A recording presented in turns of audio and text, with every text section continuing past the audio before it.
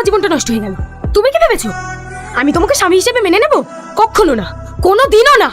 তুমি আমাকে ভুল তুমি কি ভেবেছো এই বিয়ে আমি নিজের ইচ্ছা করেছি? না, এই বিয়ে আমি পরিবারের চাপে করেছি। আমি তোমার সাথে কোনোদিনও সংসার করবো না। তুমি দিদির সাথে সাথে আমার জীবনটাও শেষ করে দিলে। ঠিক আছে, তুমি কি চাও? মুক্তি, মুক্তি চাই। এই নাও ডিভোর্স পেপার। ঠিক আছে, আমি তোমায় মুক্ত করে দিচ্ছি। এক মিনিট, তুমি এভাবে ডিভোর্স করে দিলে তো আব্বা মা আমাকে দোষী ভাববে। এভাবে নয়। বেশ, ঠিক আছে, একদিন আমি সব ভুল নিজের ঘাড়ে নিয়ে তোমাকে আমি মুক্ত করে দেব। ভয় নেই, তোমাকে আমি স্পর্শ করব।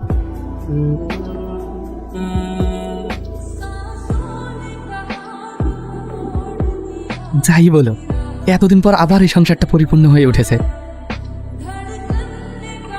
বৌমা, তোমার শরীর খারাপ নাকি? না না, তাহলে এরকম লাগছে কেন তোমার? না না, আমি ঠিক আছি। তুমি কি ভেবেছো এইসব গিফট দিয়ে আমাকে মানিয়ে নেবে? কখনো না। ফুল, চকলেট, কেক, তুমি কি করে জানলে আমি এসব পছন্দ করি? হ্যাপি বার্থডে স্নেহা, জন্মদিনের অনেক শুভেচ্ছা রইল। তোমার দিদির মুখ থেকে শুনেছিলাম তুমি এগুলো পছন্দ করো। যদি কোনো ভুল করে থাকি, আই এম সো সরি। দেখ দেখ কে আসছে। শালা, জীবন তো এখন ওর। একটা বউ মরতে মরতে আরেকটা বিকেলে চলে এসছে।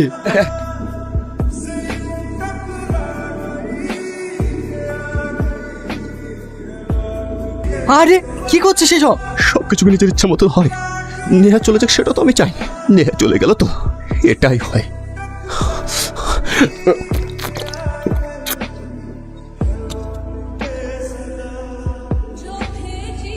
তোমাকে বলেছিলাম না তুমি খুব অল্প দিনে মুক্তি পেয়ে যাবা। রাহুল, রাহুল, রাহুল, এসো নেহা, এসো, এসো,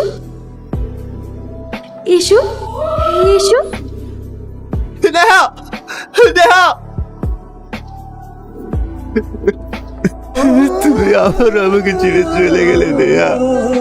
তুমি বিশ্বাস করো, আমি তোমাকে ছাড়া ভালো নেই। জানো নেহা, আমাকে সবাই ভুল বলছে।